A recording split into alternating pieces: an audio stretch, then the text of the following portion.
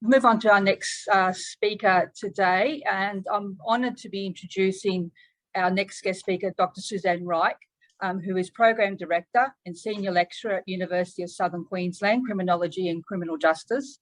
Suzanne joined PACCOA a year ago and has added so much value to the membership by participating in the PACCOA Live series and sharing her research, providing valuable guidance for our virtual conference, and just her ability to engage us in conversation and sharing her experiences. Suzanne also has a great podcast called I'm Not My Crime, so I'd highly recommend you listen to those. And Suzanne will be leading a discussion panel today with her two guests, Richard Brooking and Shannon Parry. Welcome to both of them. The presentation includes perspectives from research and lived experiences. It will address some of the objective, subjective, and exclusion factors that many may largely unaware of, but can have a significant influence on how individuals see themselves, their prospects for successful integration, and in turn, their capacity to engage in reintegration endeavours. I'd like to welcome Suzanne, Richard, and Shannon. Thank you so much, Karen, and thanks everybody for having us today. It's a real pleasure to be here. I'm just going to quickly share the screen so that you can see our slides.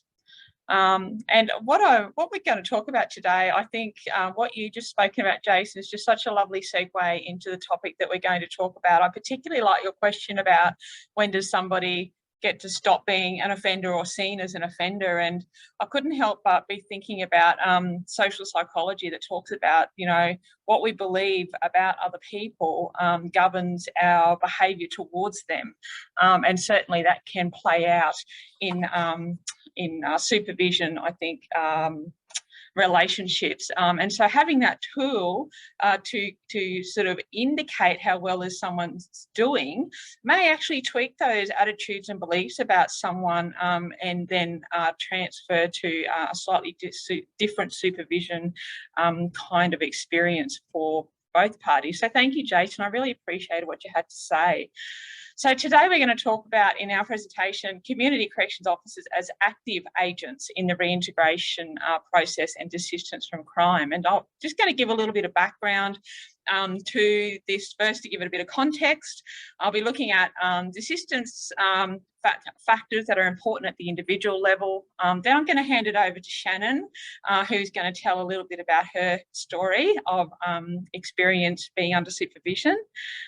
Then I'll come back and look at desistance factors that are important at the broader community level, which Richard will then speak to. So Richard and Shannon, I think there's a little bit of nerves on the panel today, which you can understand, having been under supervision, completed successfully parole and doing amazing things in life now.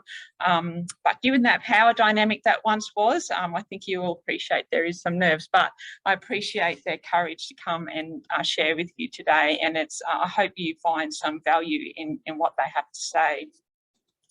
So let's just get the context of this. And I know I'm preaching to the choir here, but as we can see, rates of recidivism or return to corrective services at the national level across Australia have remained steady over the last 7 years, steady within states and then steady at the Australian level. And this was published by the Report on Government Services, these statistics. So whilst there are so many structural, organisational, community and individual level variables that do contribute to these rates, corrective services primarily exist to prevent reoffending, and this is reflected in the purpose statements across all Australian corrective services departments, which I'll show you here. And I just tried to highlight where those sort of words appear in those purpose statements. Now, what's clear in each of these examples and echoed throughout the purpose statements of each of these corrective services department in Australia is that corrections function to ultimately rehabilitate convicted individuals in order to reduce reoffending rates.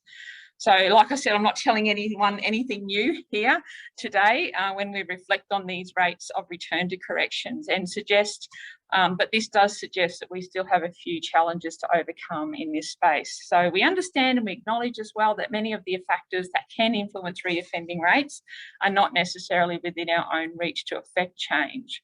So these might be factors like governing legislation, operational policies or procedures, which may be quite punitive by nature, or what the government-elect are emphasising at the time in terms of criminal justice responses to crime.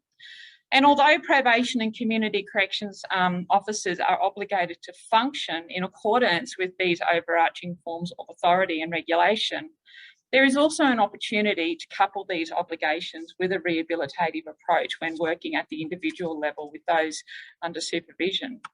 Now, to be clear, this presentation is not about telling you how to do your job, so please don't misunderstand the intention here, but rather it's about turning the spotlight on a few ideas that matter for individuals under supervision and ways to strengthen professional practice. So that's just in line with the theme of this conference today. And so for this presentation, we will be taking a look at what matters for reintegration and desistance from crime at both the individual and the community level, and how the role of community corrections officers might be instrumental in this regard. So we're borrowing the motto, nothing about us without us, which was first introduced to promote participation by disabled peoples in the planning of strategies and developments of policies that affect their own lives. So this motto, I guess, is relevant to us today in this context because our recidivism rates suggest that we are falling short in our reintegration endeavours and in our supporting desistance from crime. So first, what I want to do is just take a little bit of a look at what matters at the individual level, and this will be followed by Shannon, who will share a little bit about her experience under community corrections supervision, and then I'll talk a little bit about what matters at the community level, and this will be followed by Richard sharing some of his story. So this is a unique opportunity, I guess, to receive some constructive feedback, we'll put it that way, about what works and what doesn't work from those who have been on the receiving end of corrective services, because as far as I know, and the last time I looked, no corrective services department in Australia sends out customer satisfaction surveys. So how else will we know where our professional corrective practices are effective and where improvements could possibly be made? So it's a bit of a special kind of presentation today in that regard. Now, in 2009, Fergus McNeil published a report, and I'm pretty sure most of you have heard of Fergus McNeil. I have heard his name bandied around a bit in PACCOA, so I know you're familiar with his work. But he published a report about effective practices in offender supervision, and one of the foremost points he made in this report is the importance for supervisors to understand that desistance from crime does not occur as an isolated event, but rather as a process, and what is important for that process. And I think that's really been echoed in quite a few in the presentation so far this morning. Now, whilst many factors have indeed been identified as influencing or being associated with desistance, we can categorise these factors more broadly as individual and community factors. Now, on the one hand, some of these individual level factors for desistance will occur organically, like somebody just getting older, we can't force that or influence it, or will be contingent on the individual to choose. So, for example, making the rational choice to desist. As much as we can encourage that, that ultimately comes down to the individual. So therefore, these are largely out of the scope of external influence. But on the other hand, there are other individual level factors that are well within the reach of external influences to affect. And I've highlighted these with the white border there. So this raises questions about how community corrections officers perceive their role as a community corrections officer in the context of the desistance process, and how then you perform your role to influence these individual level factors that matter.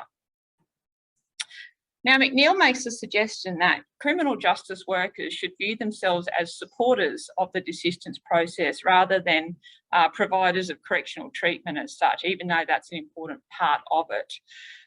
Now, although this may not neatly align with the operational procedures that govern community corrections work, there's always going to be ways that it can be incorporated into corrections work. And one of these ways is by something that we call message framing. And I think this is part of where this presentation is quite complementary to what Jason was saying.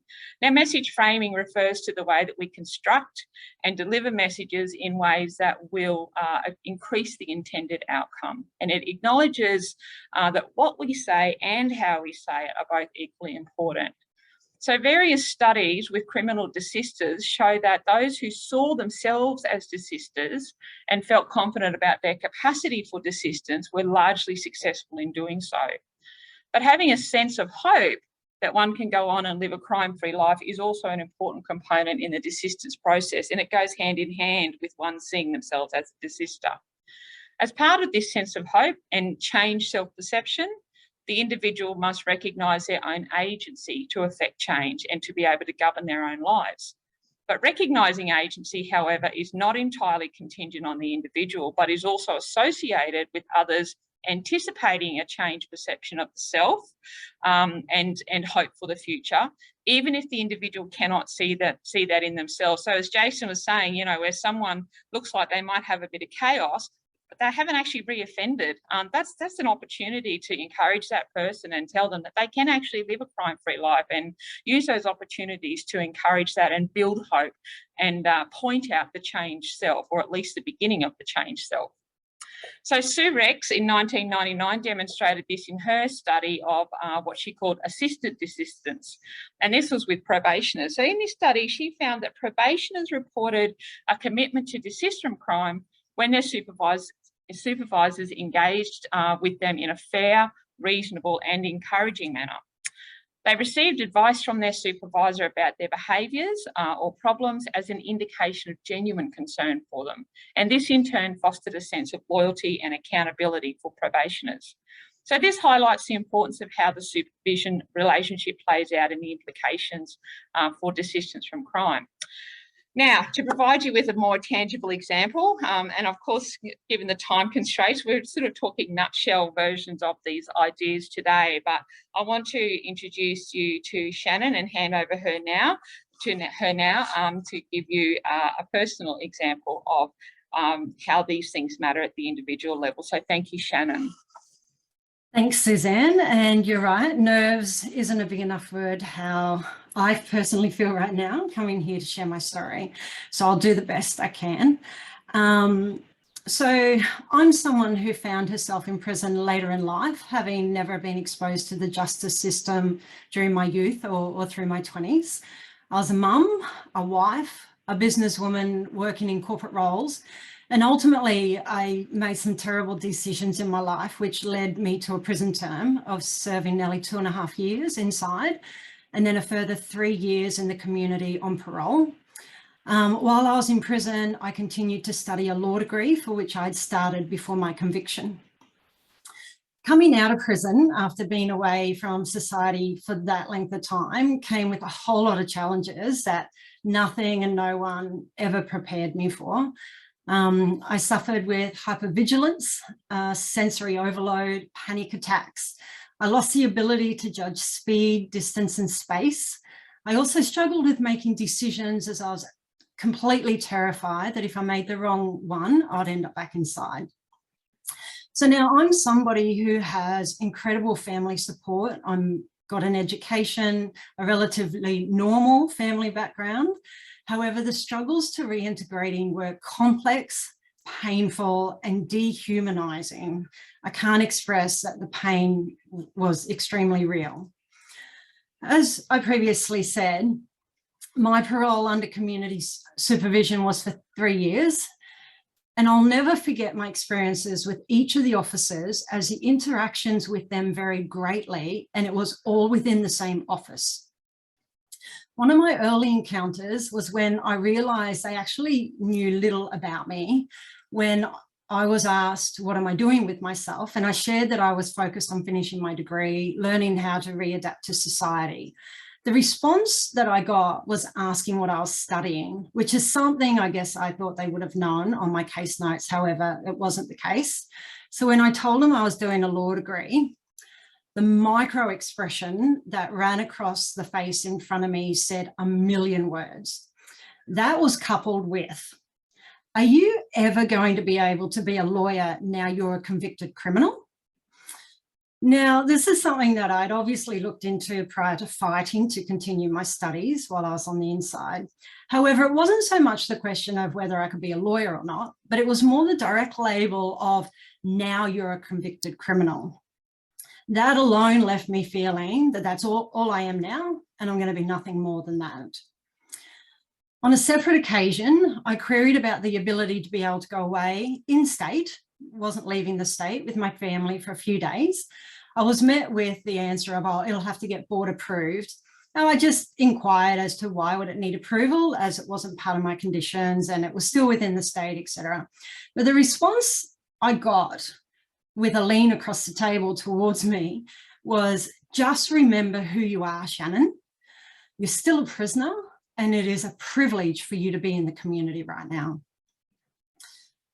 I don't know if I have enough time to share with you the full impact that this encounter had on me, other than the fact that for every single time I was due to attend my parole appointments, from that moment on, I suffered heightened anxiety. I felt ill sitting in the waiting room. Every time I walked out of the office, it felt like I was walking straight back into prison. And every time I walked out, it felt like I was leaving prison, those prison gates, all over again. My body was in community, but my mind was firmly still in prison. It got so bad to the point that after every check-in with my parole officer, I walked away back to my car in tears, asking myself, what's the point? Why am I even bothering to do this degree? Because I'm just a convicted criminal. I lost count of the amount of times I nearly gave up on my studies. I'd nearly lost all sense of hope. I would go home, lock myself in the house. I'd draw all the blinds and not want to leave. To overcome those moments in my life was near impossible, and it left me feeling worthless and really sad. Today, it still affects me, recounting those encounters. I was already struggling to find someone to even interview me for a job, because both my conviction and my parole conditions, and then on top of that, to be constantly reminded at my parole officers of my parole appointments of my crime and who I was, it came across that I was the worst of society and I didn't belong nor deserve to be walking amongst other people on the outside. However, in contrast, I had some encounters with other officers that was vastly different within the same office. There was a time when I had to put in a request for something and my parole officer rang me, and the first thing they said was, oh, Shannon, I'm just so excited to call and let you know the outcome. It's a yes. Like, how wonderful is that? You must be relieved. I'm so happy for you. Another time was in the office, and I shared I had finally graduated with my law degree and I'd started my master's, and the response that I got from this different person was, wow, that's fantastic. What an achievement for you. It must have been tough to get that done under the circumstances you've experienced. And another time was somebody actually asking me if there was anything they could do to help me. That was such a surprise to hear those words after having experienced the negative encounters, and to finally hear one of them asking if there was anything they could do to help me. In saying all of this, it is unfortunate that part of my time on parole was filled with negativity, condemnation. It was degrading. I was left feeling unworthy, left questioning what I was doing, why I was even bothering, when it felt like I was reduced to my crime and will be nothing more than that ever again. In all frankness, it left me feeling belittled and not deserving of still being alive after having committed a crime. The power of words is incredible. And in all honesty, if that's how it left me feeling, someone who's relatively of strong mind and heart, I'm educated, I have a great support, great network, I can only imagine how it would leave others feel who have far less than what I do. On a positive note out of all of this, I am proud to say that those negative encounters did not break me. Although I became pretty bendy during that time, I did not break. I've now gone on to complete my law degree, and I'm 4 subjects of completing my Master of Laws majoring in international law. I successfully completed my sentence at the beginning of this year and have been focusing on a future that I believe is extremely bright. I'm now currently working for an incredible organisation who works with prison leavers. Now, over the 3 years that I was on parole and having applied for nearly 100 jobs and did not get one interview, I find it hard to even get a job with my education. Then it has to be 1,000 times harder for those without an education. So I'm now an industry engagement manager. I spend my time talking to corporations and business owners in opening their hearts and minds to the prospect of employing people who are leaving prison and returning to society. And I'm absolutely loving it. I work closely with people leaving prison. I'm in contact with them regularly. I'm connecting them with external supports and networks and getting them in front of prospective employers who are willing to give another human being a second chance. And once they have that job, I'm continuing to support both them and the employer, as transitioning back to society is one of the most underestimated challenges I've ever encountered. So in closing, the power of words can make or break someone. It can kill hope and kill any belief someone has in themselves. And even though there was some negative experience during my 3 years, I did encounter some wonderful parole officers who did create a positive experience for me. And it was those people who made the difference and helped me to successfully complete my parole time. I'll never forget them. And I'm ever so grateful they encouraged and supported me. They helped me when I needed the help and were excited for me when I achieved my goals. So yes, I will become a lawyer. I now have absolutely no doubt that I will pass admission in spite of those who said I won't and I shouldn't.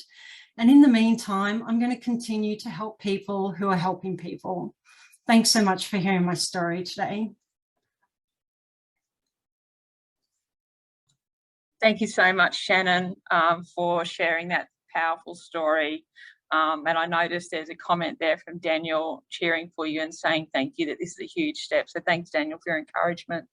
So Shannon provides us with a great example of how messages can be framed in different ways and then what influence this framing has on the person's sense of hope, a sense of agency and their motivation. So let's shift the spotlight across now to some of these community level factors. I'm just trying to change the screen here for you. There we go. And these factors that at the community level that matter for reintegration and also for desistance from crime. Again, understanding what these are is the first step to identifying ways to support and encourage individuals towards these community level factors. And again, I've highlighted these with the dark pink circle where we might be able to make a difference in our practice. It's also important to grasp the idea that reintegration is a two-way street. Okay, so when we consider some of these community level factors that matter for reintegration and desistance, we cannot ignore the active role that others play in providing these community level opportunities. So for instance, an individual can only do so much to get a job. There must also be an employer who is willing to give them that job. Again, also pro-social networks require 2 or more people to interact and communicate with each other for pro-social friendships to be developed and maintained.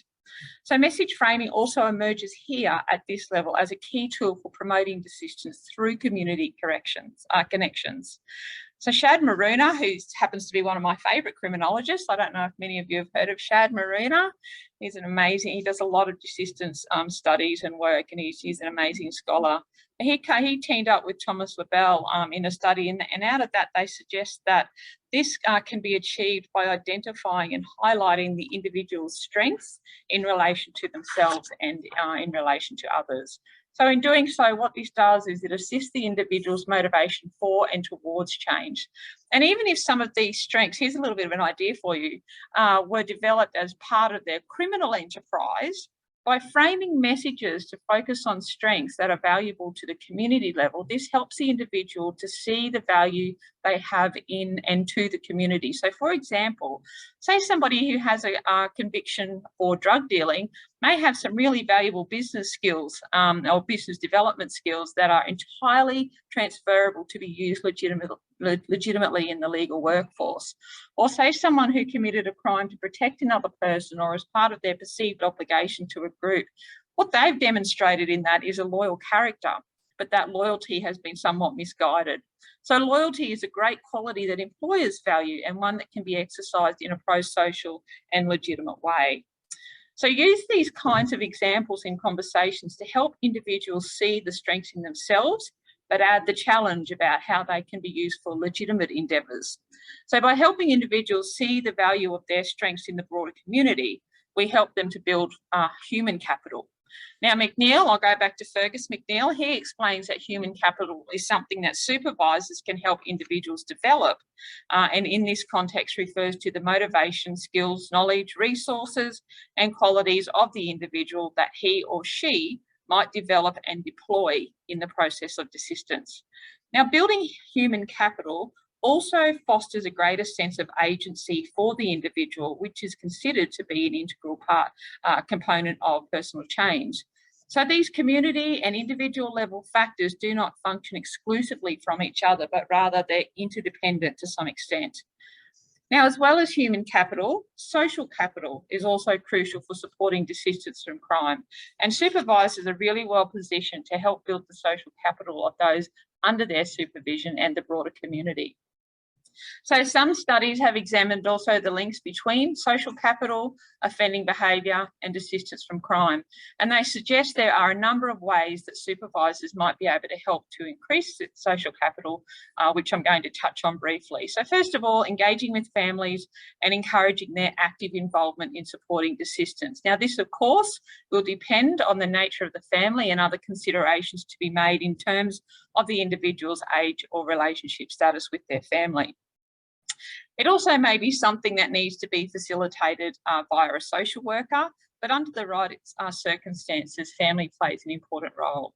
Secondly, assisting the individual to engage in productive activities like work, volunteering or other constructive activities like sports, hobbies or interest groups. These productive activities open opportunities for those pro-social connections. And I know that especially for people who have had long-term sentences, it's really hard to find places to make those pro-social connections, and they quite often will gravitate towards their social communities that they fostered inside prison. So these are some ways that perhaps they can find other pro-social friends on the outside. Now, thirdly, supervisors can also play a mediating and advocacy role within the broader community. So this approach to engaging with the community enables supervisors to support community agencies in working with individuals who are under supervision. Now, although this may happen to varying degrees through MARA and CREST, supervisors at the local level are much better positioned to know their own local community as well as the people and the opportunities within it. So that's not about, so this is about creating opportunities to promote the role that community plays in the reintegration process, or taking advantage of opportunities to do so as they arise ad hoc. So for example, for myself, I engage every employer that I meet in a conversation about whether they would be willing to hire someone with a criminal record. Most of them have not really thought about that, but opening up the conversation puts the idea in their conscious thought. In those moments, I have created an opportunity to highlight the important role that employers play in supporting desistance from crime, and I share the positive experiences that employers widely report about hiring employees who have a criminal record being the most loyal, trustworthy and reliable employees they have generally. That's the general experience that most people have. Employers are often surprised to hear this, but usually they want to know more. So one by one, we can start these positive conversations and get people talking about it. My own husband now has these conversations with people in his industry and through his own business contacts, and he's constantly reporting to me, I found someone else who'll take someone out of prison. So he's starting to build his own employment agency. I think he should start getting paid. So it's a contagious conversation though, when people get on board and they see the important contribution that they can make and the fact that they have an active role to play in making safer communities. So I'd like to now introduce you to Richard. Richard's going to share some of his story of reintegration and experiences of reconnecting at the community level. So thank you so much, Richard. Over to you. Thank you, Suze. Thank you for that. How are you all?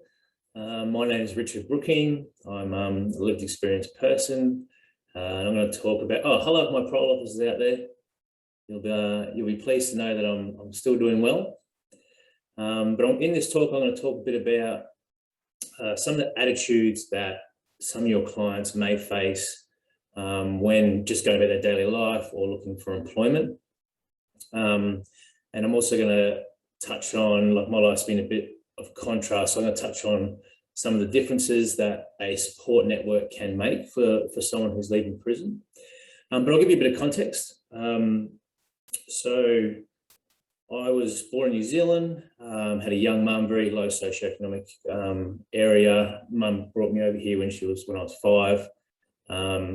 We moved around quite a lot. It was quite an unstable upbringing, but was fortunate to meet a foster family who themselves were quite stable. So when mum struggled, I would go to them, backwards and forwards and backwards and forwards. Now, having no father in my life, I looked for mentors, and my first main mentor, father figure, he was a drug dealer. So I was exposed to that, and me and my narrow sort of young mind, I thought that, for some reason, I thought that everyone was sort of involved in that sort of thing, and he was doing it, so it was acceptable. So I got involved. And to touch on what Susan said, like, I was naturally good at business. I'm quite organised, very sociable. I had lots of friends, and the business grew like quite quickly. And then I was sort of trapped in that. And eventually I ended up getting to a point where I was manufacturing drugs, and I got caught, and then I ended up in prison when I was 30. So when I left prison, I got straight into university. Mate, that was done for me. That life was over. Drugs no more. I went to university. That's what I thought, you're supposed to do. And I did a Bachelor of Business, majoring in property development and marketing. But I needed to work while I was at uni. So I had a friend who had a finance license. So I thought I'd become a mortgage broker. He knew that I'd been in prison. It was safe to sort of mention that to him. And so I went through the process. I got the certificate. I set up the company, the entity, and then I got the insurance, and then I had to get a governing body license. So I went to a governing body, told them my story. They said, no, but you can appeal it. So then I appealed their decision, and then they just said no, and I didn't get to meet anyone.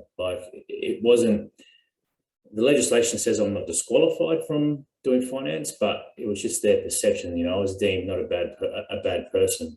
So I appealed it again, and this was about 8 months it took. They still said no. I said, can you meet me? Can you just talk to me? No, sorry. So then I went to another governing body, and I'd heard that one of the members of that governing body had a son who got into trouble with the law. So I spoke to him, and I met him before I applied and told him my story. And he said, okay, look, so I managed to get part of their membership. Now, the next stage was to get an aggregator. So basically someone who deals with all the banks approached an aggregator, and they said, no, we can't take you on because none of the banks will accept you. And I said, is there anyone I can talk to? I'll literally go around and talk to every bank and meet them. And they said, no, that was it. You're just someone deemed a bad character. And that was it. That was a waste of time. I couldn't go any further because you need an aggregator to basically get the training and offer you all the products to your clients. So that was that. Now, and that was simply because of the commercial attitude. The legislation says I can do it, but it's just the commercial attitude that they have of ex-prisoners. So I finished my degree in property development marketing. I reached out to my network, which was, based around that 10 years in crime. I said, look, you're going to get a job. The only thing I got was someone lined me up with a builder who was, sort of somewhat dodgy, but somewhat not. And I just thought, no, I don't want anything to do with it. So I couldn't rely on my network. So I went out, I did work for free. I handed out business cards. I made videos. I knocked on doors. I did absolutely everything you could do. And I couldn't get a break. That having that network to connect you to behind the doors was just, it wasn't there. So I finally got an interview for a real estate agent. As a real estate agent, I went to the interview, and I'd done a bit of free work for developers, and I had my degree. And the guy said, yep, we love you. You got the job, but you have to meet the bosses as a matter of process. So, and that was in 2 days. So I was like, oh, thank you. This is a godsend. Thank you. I was down to my last $50 or $100. I was living off nothing. I was just drained. The next day, the secretary rings me up and says, we need to do a criminal history check. And I instantly went cold and I said, look, I've got a criminal history, but I'm still able to practice real estate. I've got my license, I've got my courses and all that sort of stuff. And she said, yeah, no worries, just be honest. So I was honest about it. And she goes, okay, come meet the bosses the next day. The next day I drove up I public transport up to Brisbane, last $50, $100. And I sat down with the bosses. It was a very short interview. They joked about things like Breaking Bad and being locked in a room and starting off your career locked in a room, and like really stuff that was obviously just a swipe. And the main guy saying these comments would look at the other guy for sort of approval, but the other guy had a bit of empathy about him. He'd put his head down in shame. And then I left that place, got a phone call, oh, sorry, you're not right for the job. Like, it was such a brief interview and it was such a shattering moment. Like, when you leave prison, you're building yourself up. Like, you're trying to like feel worthy of all these things that are what a normal society, or what you're supposed to function as in society. And that was just wiped out. I was angry. I was devastated. I was thinking, why am I even bothering? And I was so close to like going back into what I was doing, but I had a lifeline, and that was my foster family, who I hadn't spoken to in a while. So I rang them up and I told them what happened, broke down in tears, and they were living about 3 or 4 hours away, and they said, come up here and move up there. So I did that. But people who don't have that lifeline, they don't have that support network, and a lot of your clients won't. Like, a lot of your clients, they come from very challenging backgrounds, and they won't have that. And it's possible that you could possibly be that only person they could call if you have somewhat of a relationship with them. So I went up to, moved up with them. And when I got up there, I slept for 12 to 14 hours every night for about the first 3 months. And it's just basically shedding yourself of the stress and just that challenge of just trying to like get somewhere and all that. And I was in a place that I was, safe, like, I had accommodation, food and all that sort of stuff. And basically that just all come out. And I started to heal and build myself and get confidence. So then I went back and I did my MBA of philanthropy and not-for-profits. And I got through that, did a project in the justice system, which I loved. And I decided to do law. Now, I've been involved with the community now. So my foster family lives in quite a conservative area. They're sort of somewhat well-to-do, and they have, community connections and that. So I started volunteering with organisations, and I went to this meeting, group meeting, and I was talking to people and telling them that, I'm studying law. And the second conversation I had, a very well-known guy comes up to me. I tell him I'm doing law. We had a good conversation. He gave me his card and he said, if you need to be placed in a law firm, just give me a call. And I couldn't believe it. Like, it was such a difference. Another conversation, a retired engineer, his friend owns a law firm. So he said, I can link you up. But these sort of things, a lot of your clients, they don't have them, but they're so important, and they're so unthought of how much of a difference they can make. That sort of that little bit of help. I'm mindful of time, so I just wanted to finish on a note, basically that you can be a very important part of their life as a parole officer, and that a lot of them they're engaging with attitudes that are really negative towards them, and like, it wouldn't just be employment, it's all in many different interactions that you have.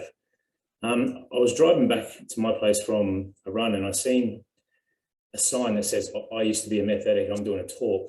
And then 6 months earlier, there was another sign about a guy being involved in extortion, and that he was doing a talk. So like, there is change happening, do you know what I mean? And as parole officers, you sort of got to think to yourself, what side of that change am I going to be on? The positive or the understanding side, or the negative side. So just don't ever think that you don't have an important role or can't have an important role in these people's lives. Thanks for listening.